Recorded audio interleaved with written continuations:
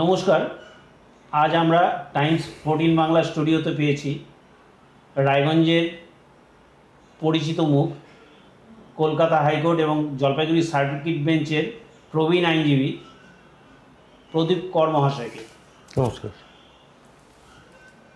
আমার সঙ্গে রয়েছেন নর্থ বেঙ্গল পিপলস পার্টির কেন্দ্রীয় কমিটির সাধারণ সম্পাদক অনিমেষ চক্রবর্তী মহাশয়। নমস্কার। আজকে এখানে যে ইস্যু নিয়ে তারা দুজনেই হাজির হয়েছেন, তারা বলতে চাইছেন যে রায়গঞ্জবাসীর আবেগের নাম এইমস হসপিটাল। সেই এইমস হসপিটাল আদৌ এখানে হবে কি না সেই ব্যাপারে আমরা সরাসরি চলে যাব প্রদীপ কর মহাশয়ের কাছে, শুনবো তার প্রতিক্রিয়া। এইমস হবে কি না সে তো যারা গভর্নমেন্টে আছে তারা বলতে পারবে, আমার পক্ষে বলা সম্ভব না। তবে আমার এক্সপিরিয়েন্স থেকে বলছি, ভোটের আগের প্রচার এবং আজকে 20 বছর ধরে মানুষের এই যে একটু আগে বললেন রায়গঞ্জের আবেগ, এই আবেগ এবং আন্দোলন, এই সব কিছু দেখে ভোটের আগের প্রচারগুলোতে দেখবেন আমাদের এখানে অমিত শাহজি এসেছিলেন, উনি প্রকাশ্য মঞ্চে বলে গেছিলেন যে রায়গঞ্জের এইমস আমরা ফিরিয়ে দিব, রায়গঞ্জেই করব। এটা আমাদের প্রতিশ্রুতি দিয়েছিলেন ভোটের আগে। এর আগে যখন পার্লামেন্ট ইলেকশন হলো তখনও বলা হয়েছিল যে যদি আমাদের এখান থেকে এমপি যেতেন তাহলে আমাদের এখানে এইমসটাকে ফিরিয়ে দেওয়া হবে। কারণ উনি তো অনেক বড় মাপের নেতা, উনি বুঝেছিলেন যে রায়গঞ্জের জনগণের সাথে এইমসের আবেগটা এমনভাবে ওতপ্রোতভাবে জড়িয়ে আছে, এইমস বাদ দিয়ে রায়গঞ্জের ভোটের ইস্যু আলাদা কিছু হতে পারে না।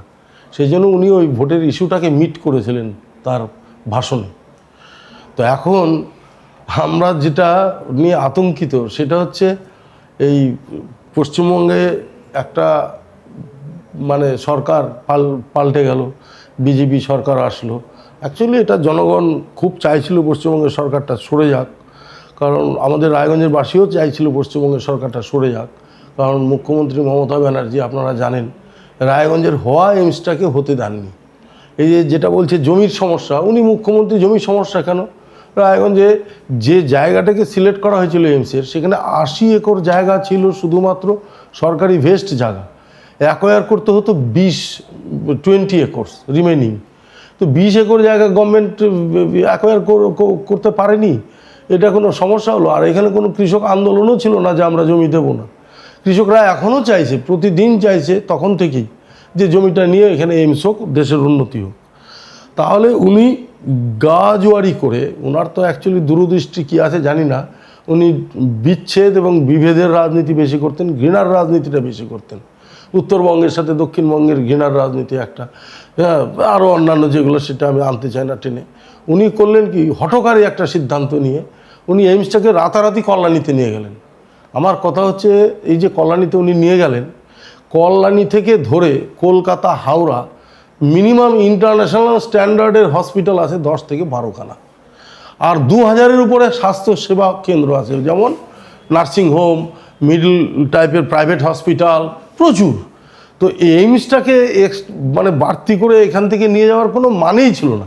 হয় আমাদের রায়গঞ্জবাসী বা কালিয়াগঞ্জবাসী বা এদিকে গাজল, এদের কি অবস্থা, ইটাহার, করণদিঘি, ডালখোলা, এইসব জায়গার অবস্থা কি, ইসলামপুর, আমাদের কোনো পেশেন্ট একটু কিছু হলে এখানে ডাক্তাররা রেফার করতে বাধ্য হয়। পরিকাঠামো আছে, বিরাট বিরাট বিল্ডিং আছে, কিন্তু ভেতরে কিছু নেই। ডাক্তাররা পরিষেবা দেওয়ার মতো উপযুক্ত পরিবেশ নাই, যন্ত্রপাতি নেই, সব কিছু নানান সমস্যা। তো আমাদের অর্ধেক পেশেন্ট তো কলকাতা যেতে মরে যায়, আর শিলিগুড়িতে যেতে মরে যায়, হয় শিলিগুড়ি পাঠায় নাহলে কলকাতা।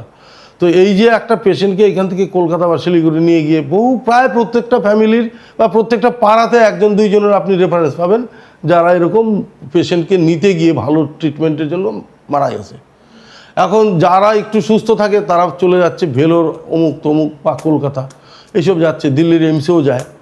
তো এই হচ্ছে সমস্যা। মানুষ যার জন্য এইমসটাকে নিয়ে এখানে, যেহেতু এইমসটা এখানে অ্যালটমেন্ট হয়ে গেছিলো এবং টাকা পয়সা অ্যালটমেন্ট হয়ে গেছিলো, সেন্ট্রাল গভর্নমেন্টের অনুমতি দেওয়া হয়ে গেছিলো, তারপরে মানুষ ধরেই নিয়েছিল যে এখানে এইমসটা হবে। এইভাবে যে ছিনতাই করবে, ডাকাতি করে এইমসটাকে নিয়ে যাবে, এটা রায়গঞ্জের লোক স্বপ্নেও কল্পনা করেনি।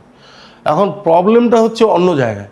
তৃণমূলের আমলে মানুষ মাঠে নামতে পারেনি, হচ্ছে তাদের যে পুলিশি অত্যাচার, হ্যান ত্যান, মানুষ নিয়ে হয়তো দেখা গেল 100 জন ছেলে ভালো যাদের কোয়ালিটি আছে, যারা প্রতিবাদ করতে যাচ্ছে, তাদের নিয়ে জেলে ঢুকিয়ে দিল। এইসব তো এরা করেছে। হ্যাঁ, কাউকে মিথ্যা গাঁজার কেস দিয়েছে, এই করেছে সেই করেছে, এইসব যারাই সরকারের বিরুদ্ধে মুখ খুলেছে তাদেরই বিপদ হয়েছে। এখন সেই জন্য হয়নি, কিন্তু মানুষের একটা দীর্ঘ আকাঙ্ক্ষা, বিজেপির উপর একটা মারাত্মক আকাঙ্ক্ষা এবং ভরসা ছিল যে বিজেপি আসলে আমাদের হবে। আর অমিত শাহজি এবং প্রধানমন্ত্রীজির এটা ফ্যাক্ট, ওনারা যে এইগুলা প্রমিসগুলো দেয়, ওনারা কিন্তু আমি লক্ষ্য করেছি ওনারা এগুলো প্রত্যেকটা পূরণ করার চেষ্টা করে সেই স্টেপটা নেয়। তো ওনাদের কথার উপরে ভিত্তি করে রায়গঞ্জের মানুষ এবার ভাবলো না, এইবার বিজেপিকেই আনতে হবে, না তাহলে আমাদের পার্লামেন্টেও চলে আসছে এমপি, আর এখানে যদি এমএলএটা চলে আসে তাহলে আমাদের এইমসটা হবেই এখানে। এইটা কিন্তু রায়গঞ্জ, করণদিঘি, ইটাহার, এই কালিয়াগঞ্জ এরা সবাই কিন্তু এটা ধরে নিয়েছিল।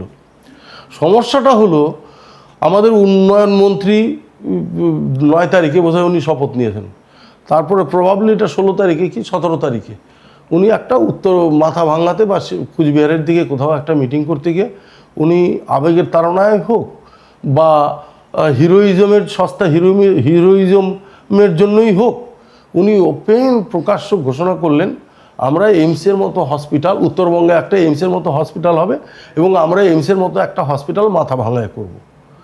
মাথা ভাঙা থেকে আমি যতদূর জানি, আমার যতটুকু ইনফরমেশন, মাথা ভাঙা থেকে গৌহাটি এইমস হচ্ছে 200 থেকে 250 কিলোমিটারের মধ্যে। আর আমাদের এখান থেকে মাথা ভাঙা প্রায় 350 কিলোমিটার, আমাদের এখান থেকে এইমসও 350 কিলোমিটার, কল্যাণীর এইমস। আমরা কিন্তু সেই গর্তে গভীর জলে ডুবে আছি, মানে কাদা জলে ডুবে আছি। তো এখন উনি এই কথাটা বললেন, আমি জানি না এইটা বিজেপির সিদ্ধান্ত কিনা। আর আরেকটা কথা লক্ষ্য করলাম, শুধু উনাকে দোষ দেব না, আমি একটা জিনিস দেখলাম, মুখ্যমন্ত্রীও কিন্তু রায়গঞ্জের এইমস বলছেন না, উনি বলছেন এখন উত্তরবঙ্গের জন্য একটা এইমস হবে। তো অমিত শাহজি বলেছিলেন রায়গঞ্জের এইমস রায়গঞ্জে হবে, আর বিজেপির সমস্ত নেতা উত্তরবঙ্গের যারা বাকিরা আছে তারা বলছে উত্তরবঙ্গে একটা এইমস হবে। তো আমার কথা হচ্ছে এই যে ইন্টেলেকচুয়াল শিফট, রায়গঞ্জের শব্দটার থেকে পাল্টে গিয়ে এটা এখন উত্তরবঙ্গ হয়ে গেল, তার মানেই রায়গঞ্জবাসী যে আশঙ্কাটা করছেন যে উত্তরবঙ্গের রায়গঞ্জে এইমসটা উত্তরবঙ্গে চলে যাচ্ছে কেন, উত্তরবঙ্গ তো আর রায়গঞ্জ তো আর সমগ্র উত্তরবঙ্গ না, তাহলে রায়গঞ্জের এইমস কথাটা বলতে এদের বাধা কোথায় আটকাচ্ছে? এরা তো অ্যাকচুয়ালি পরিষ্কার বলবে না রায়গঞ্জের এইমস রায়গঞ্জে হবে, এই পরিষ্কার কথাটা বলতে এরা পারছে না কেন? তাহলে ডাল মে কুচ কালা হ্যায়, এইটা সবাই ধরে নিচ্ছে। তো এইটা যখন হলো তখন আমার কাছে আমরা দেখলাম যে না, এটা নিয়ে একটা সাংবাদিক সম্মেলন, মানে যদি একবার মাথা ভাঙায় সত্যি সত্যি গভর্নমেন্ট ডিসিশন নিয়ে নেয়, তারপরে তো আন্দোলন করে ওইটা একটা হবে, তখন একটা সেক্টরিজম আন্দোলন হবে। মাথা ভাঙার লোক বলে না আমাদের এখানেই হোক, আমরা এখানে, এই যে একটা ডিভাইড অ্যান্ড দ্বন্দ্ব একটা তৈরি হবে মানুষের মধ্যে, মানুষের এক এলাকার মানুষের সাথে আরেক এলাকার মানুষের, আমরা তো সেটা চাই না। আমরা রায়গঞ্জের লোক খুব লিবারাল, আপনারা জেনে থাকবেন যে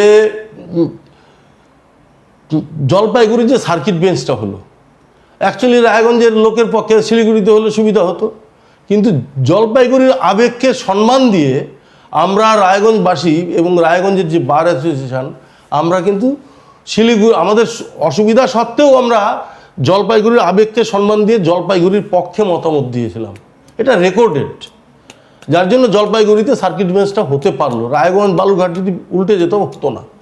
তো এটা কিন্তু দূরত্ব নিয়ে না, এটা আবেগ এবং মানুষের বাস্তবতা। একটা কথা বলি, শিলিগুড়ি শহরটা এমন একটা জায়গায় অবস্থিত যেটা কেউ যদি কোনো কিছু না করে অটোমেটিক এটা ডেভেলপ করবে, এটা একটা বিজনেস সেন্টার। আচ্ছা, গৌহাটি থেকে কুচবিহার হচ্ছে নর্থ ইস্টের একটা ফার্স্ট ফেজ, বেঙ্গলে ঢুকেই কুচবিহারও ব্যবসা বাণিজ্যে নর্থ ইস্টের যে ধাক্কা, সেই ধাক্কাতে অটোমেটিক এটা ডেভেলপ করবে। ওদের কিন্তু আলাদা যে সরকারি সাহায্য দিয়ে ডেভেলপমেন্ট করানোর প্ল্যান করে করে সেরকম কজ নাই, কথা বললেন, সেরকম ব্যাপার না। কিন্তু আমাদের রায়গঞ্জ, কালিয়াগঞ্জ, গঙ্গারামপুর, গাজল, এই এলাকাগুলো এমন এলাকা, এইখানে যতক্ষণ না পর্যন্ত গভর্নমেন্ট কোনো প্রজেক্ট দিয়ে বুস্ট করবে, এইখানকার ইকোনমি কখনোই চেঞ্জ হবে না। চেঞ্জ করতে গেলে অনেক কিছু করতে হবে। তো আমি আজকে এইমসটা নিয়ে বসেছি, আমি এইমসটাই বলছি, বেশি বলবো না। তো যখনই আমরা করলাম, আমি একটা প্রতিক্রিয়া দিয়েছিলাম, সাংবাদিকদের ডেকে বলেছিলাম যে না, উনার একার কথাতে হবে না, এটা রায়গঞ্জবাসীকে তাহলে ঠকানো হবে। অ্যাকচুয়ালি এইমসটা আমাদের চিন্তায় হয়েছে, আমাদেরই পাওয়ার কথা। হ্যাঁ, আর কারো যদি হারিয়ে যায় কোনো জিনিস, যারা পায় খুঁজে তারা তো তাকেই ফেরত দেয়। তো এখন সুযোগ আসছে, কেন্দ্র এবং রাজ্য ডাবল ইঞ্জিন সরকার, তো তারা ইচ্ছা করলে এটা কোনো ব্যাপারই না, এটা নিয়ে কোনো জলঘোলা হওয়ার ব্যাপারই না। এটা মুখ্যমন্ত্রী বলে দেবেন যে না রায়গঞ্জের এইমস রায়গঞ্জে হবে, কারোর কোনো কথা বলার আর ক্ষমতা নেই। কারণ মানে আমাদের যে নেতারা, তার আমার মনে হয় যারা এখন প্রেজেন্ট নেতা, তারা হয়তো সাহসই পাচ্ছে না এটা মুখ দিয়ে বলার। তো আমরা দেখছি রায়গঞ্জের জনগণ আমাদেরকে মুখ খুলতে হবে, মুখ না খুললে তো হবে না, বাচ্চা না কাঁদলে দেয় না। আর এটা যদি হয়, রায়গঞ্জের অর্থনীতিটা চেঞ্জ হওয়ার একটা ব্যাপক সুযোগ আসবে। হ্যাঁ, মিনিমাম 1,500 থেকে 2,000 লোকের ডেলি আলাদা এক্সট্রা আগমন হবে, চিকিৎসাপত্র, অটোওয়ালা, হোটেল, লোকের থাকার জায়গা, এই সমস্ত অনেক কিছু ব্যাপার আছে, একটা ইকোনমি, যোগাযোগ ব্যবস্থার উন্নতি, এইসব। আর দ্বিতীয় কথা হচ্ছে যে আমাদের এখানে আমার খারাপ লাগে, আমাদের যারা নেতা আছেন, এটা অনেক দিন ধরেই চলছে, এটা একদম গনি খানের আমল থেকে আমি দেখি, যে নেতা যে এলাকা থেকে জিতবে সেই এলাকাতে সেইখানকার যদি মানে সেইখানকার পরিবেশের সাথে যদি নাও মানান খায়, একটা হট করে একটা প্রজেক্টে না হয়তো ঢুকে দিল, তারপরে দেখা যাচ্ছে কিছুদিন পরে মুখ থুবড়ে পড়ে গেল। আপনি দেখবেন রায়গঞ্জে কি হলো, যে এখানে একটা হেলিকপ্টার প্যাড হবে।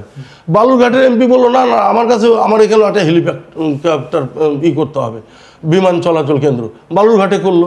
আবার মালদার এমপিও দেখছি যে মালদাতে একটা এয়ারপোর্ট চাচ্ছে।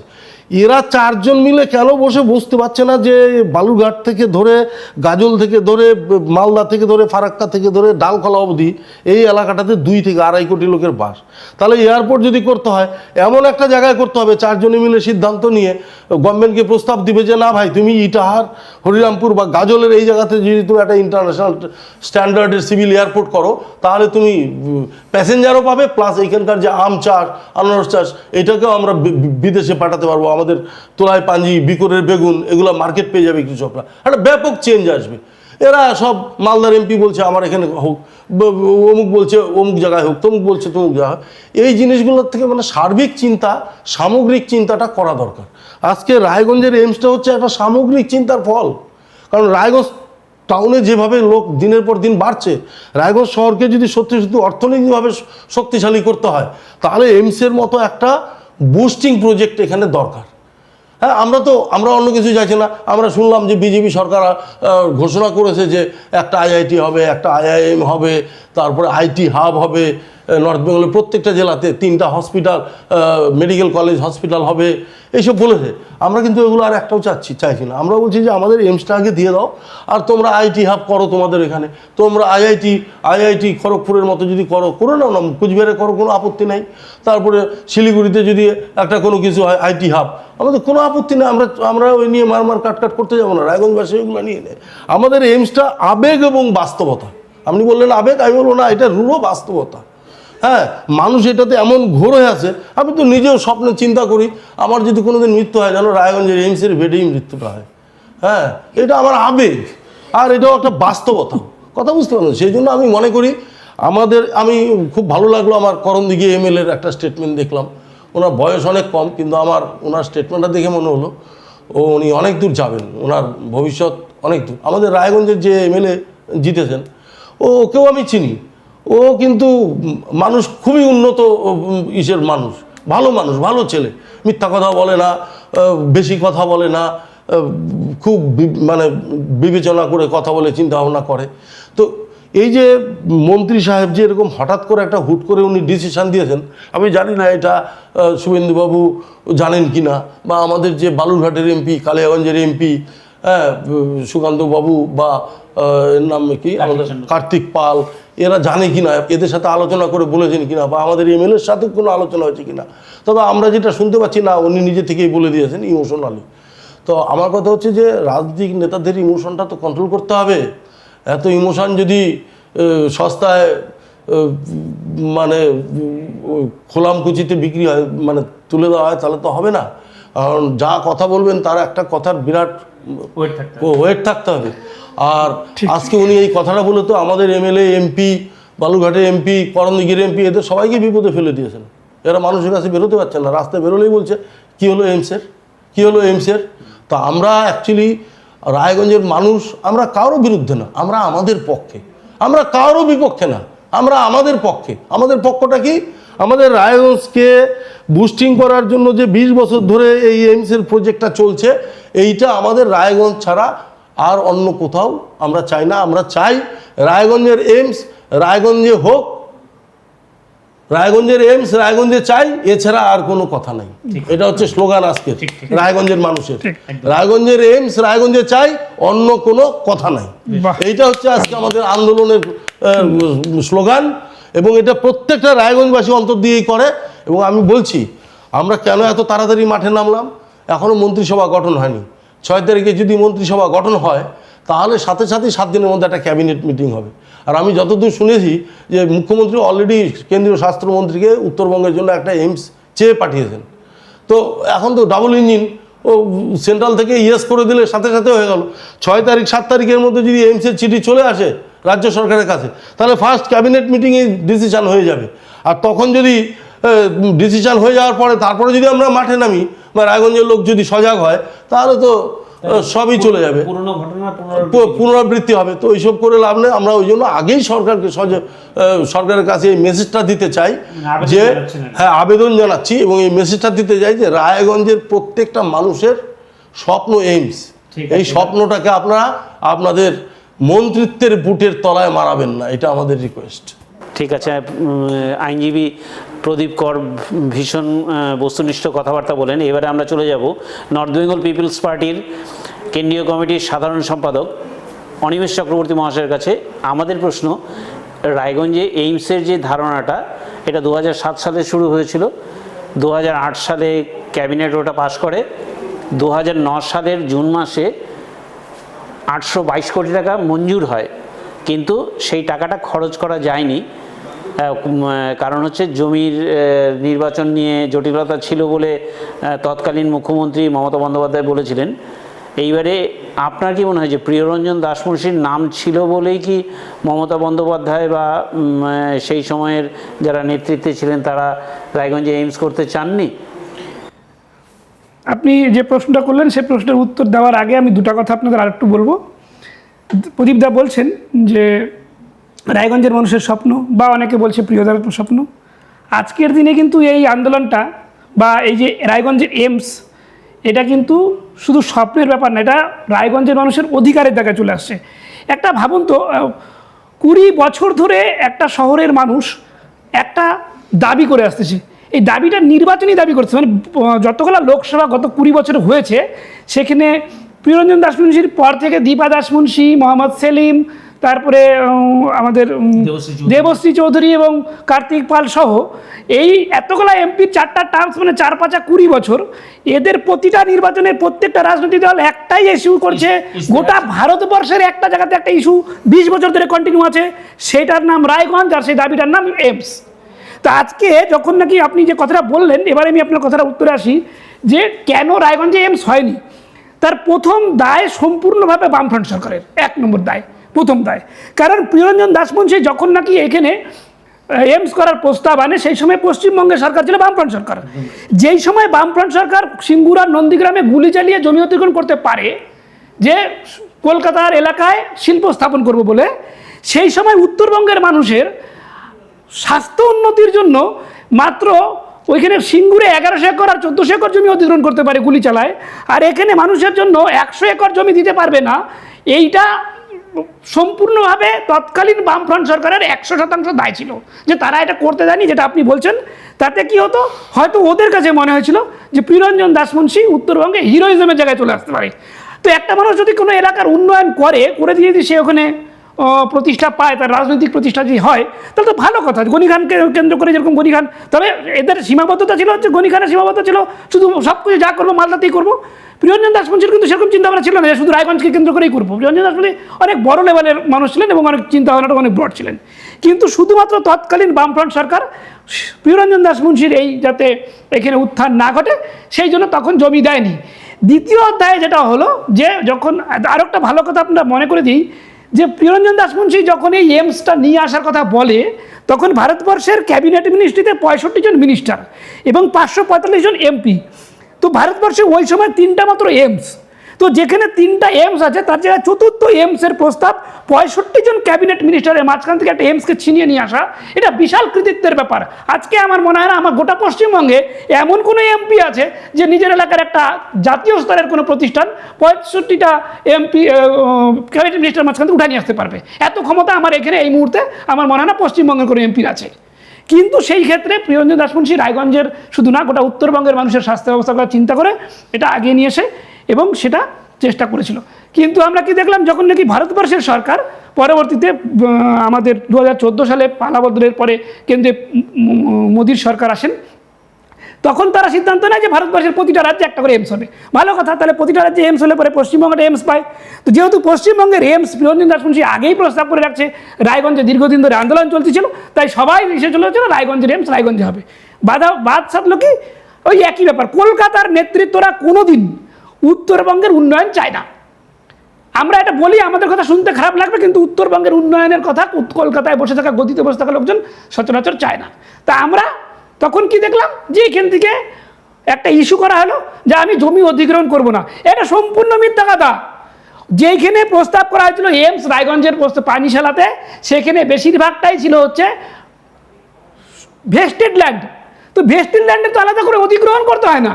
প্রিয়রঞ্জন দাসমুন্সী যেটা বলেছিল যে ভারতবর্ষের সব থেকে বড় লেভেলের একটা এইমস করবো, তাতে 100 থেকে 180 একর জমি লাগতে পারে, তাই ল্যান্ড ডিপার্টমেন্টকে বলেছিল আপনারা একটু বড় করে জায়গা দেখান। ওখানে 80 একর জমি যেহেতু আছে, সাথে সংলগ্ন একটা ছোট্ট গ্রেভিয়ার্ড ছিল, ওটাকে বাইপাস করে দিয়ে আরও যে সমস্ত জমিগুলো ওখানে ছিল, এলাকার চাষিরা বলেছিল যদি জমি লাগে আমরা জমি দিতে রাজি আছি। মানে জমি এখানে কোনো দিন ইস্যু না, আজকের দিনও জমি কোনো ইস্যু না। যারা বলছে এখনও যারা রটাচ্ছে রায়গঞ্জে জমির ইস্যু, তারা মিথ্যা কথা বলছে, রায়গঞ্জকে মিথ্যা কথা বোঝাচ্ছে। অথচ রায়গঞ্জ থেকে যখন নাকি কল্যাণীতে এইমস চলে যায়, তখন মাত্র 56 একর, আপনি যান কল্যাণীতে মাত্র 56 একর জমির মধ্যে আজকে এইমস হতে পারে, তো এই 80 একরের মধ্যে কেন এইমসটা হতে পারে নাই? তাহলে দ্বিতীয় পর্যায়ে কে প্রতারণা করলো? তৃণমূল সরকার, যাদের হাতে ক্ষমতা ছিল। কেন্দ্রীয় সরকার বলেছিল, এখানে কি হয় মিটিংগুলোতে, যে যখন প্রস্তাবটা যায় সেখানে 10 পাতা 50 পাতার রিপোর্টের সঙ্গে সঙ্গে ডিপিআর তৈরি হয়, ডিপিআর এর সঙ্গে একটাই শব্দ লেখা থাকে, এইমস অ্যাট অমুক প্লেস। এই অ্যাট প্লেসটা কে ঠিক করবে? মুখ্যমন্ত্রী ঠিক করবে অ্যাট প্লেসটা আমি কোথায় নিব। তো ওরা স্বাভাবিকভাবে কলকাতাকে, কলকাতার মানুষরা উত্তরবঙ্গের ওদের চোখে পড়ে না, ওরা নদিয়ার ইসেতে করে দিল, কল্যাণীতে করে দেবো।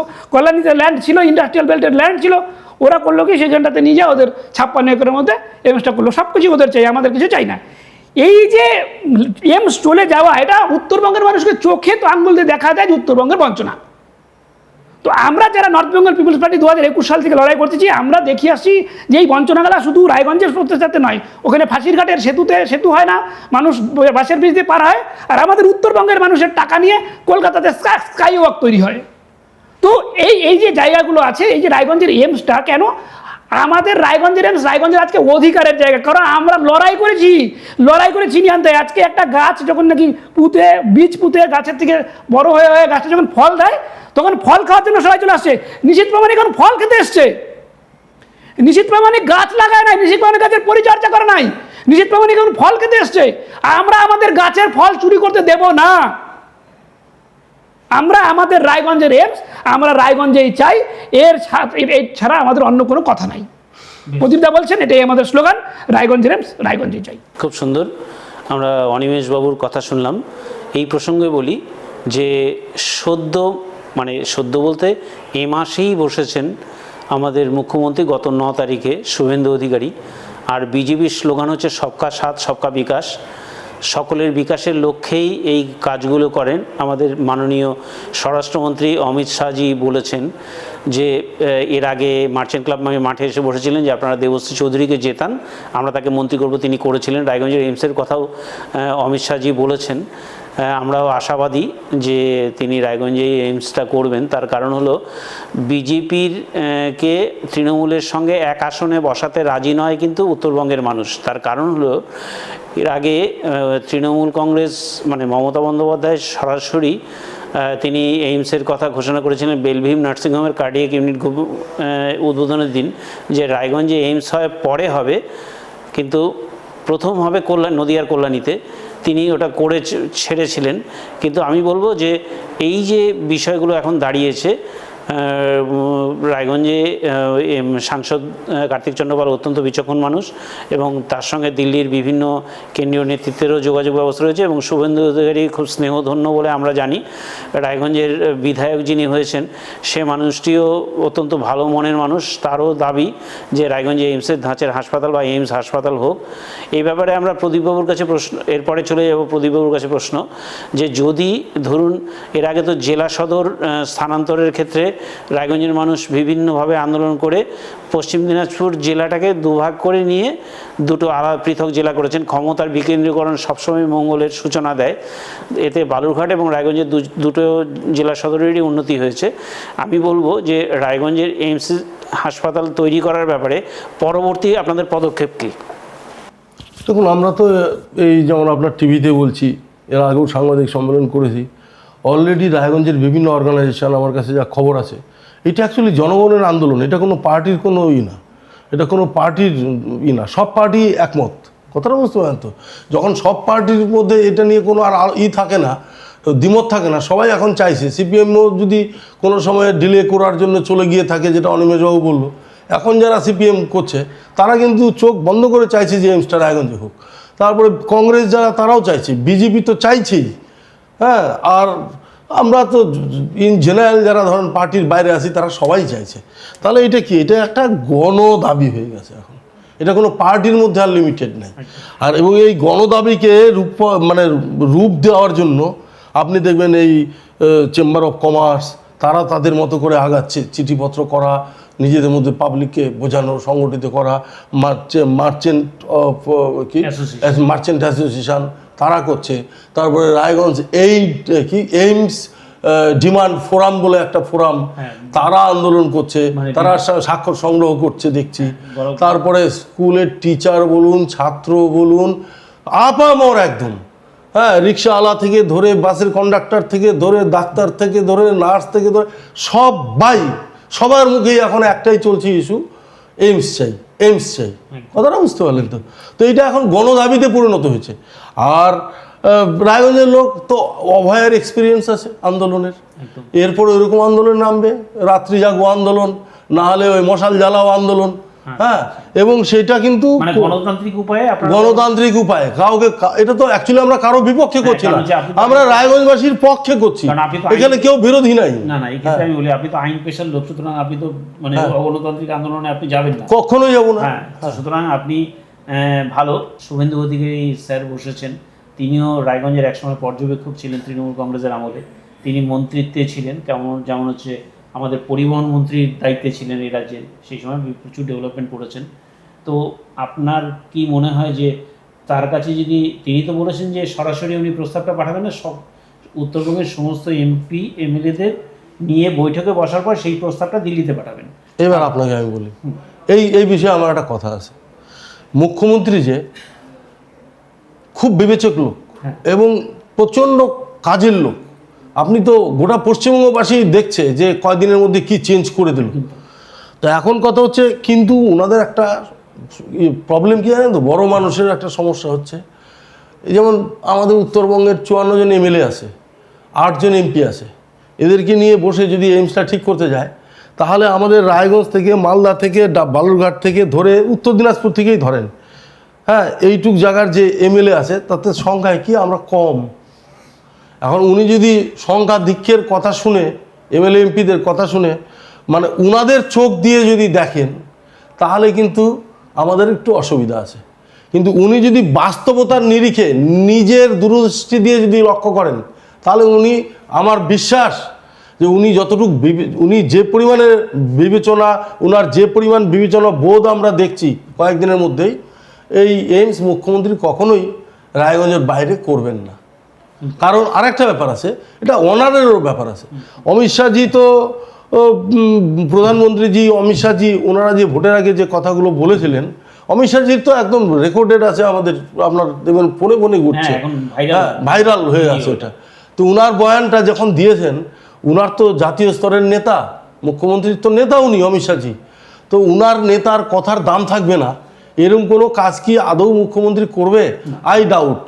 হ্যাঁ, কিন্তু এখন তো আবার সংখ্যাধিক্যের জেরে যদি পার্টির ডিসিশনে এরা যদি ওটাকে পার্টির ডিসিশন করে চালিয়ে একটা রোলার চালাতে চায় তাহলে হয়তো ডিসিশন চেঞ্জ হতে পারে, কিন্তু ইন জেনারেল করছে রায়গঞ্জের এইমস কিন্তু রায়গঞ্জেই থাকার কথা।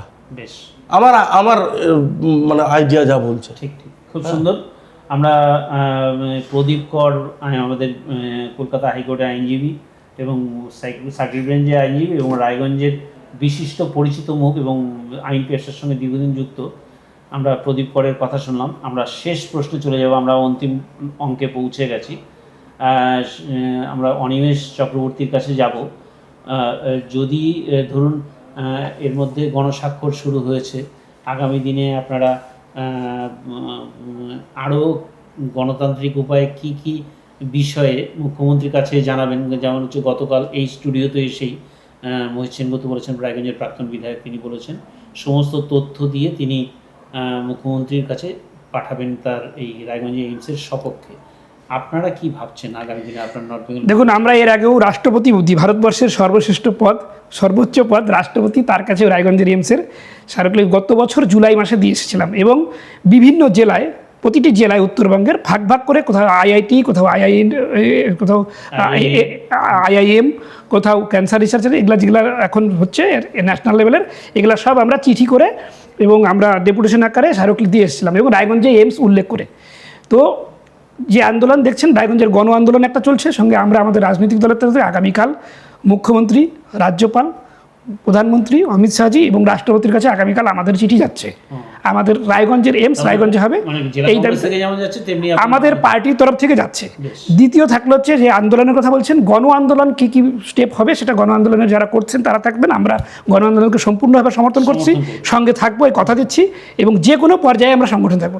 সঙ্গে আমাদের যেটা বিষয়, আপনি যেটা বলছেন, প্রদীপবাবু যেটা বললেন যে মানে আইনগতভাবে থাকবেন, আমিও আইনকে সম্মান জানাই এবং আইনগতভাবে যত ধরনের আন্দোলন সম্ভব, পথে নেমে পথসভা হোক, বিক্ষোভ হোক, বা ধরুন আমাদের যদি পরবর্তী প্রয়োজন হয় অনশন ধর্ম হোক, আমরা সেগুলো করতে রাজি আছি।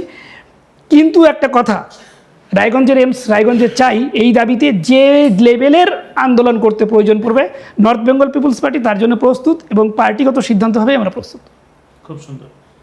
আমরা এবারে দর্শকদের উদ্দেশ্যে বলতে চাই, এভাবে আলোচনা প্রতিদিনই চলবে।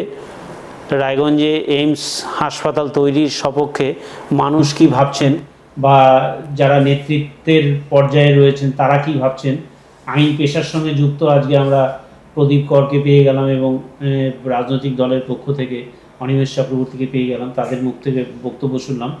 এবারে মুখ্যমন্ত্রীর কাছে কে কোন বক্তব্য পেশ করেন রায়গঞ্জে এইমসের সমর্থনে, সেই বিষয়টি অবশ্য বলবে সময়। সকলে ভালো থাকবেন। এরপরে আসবো আমরা পরের প্রতিবেদনে। নমস্কার।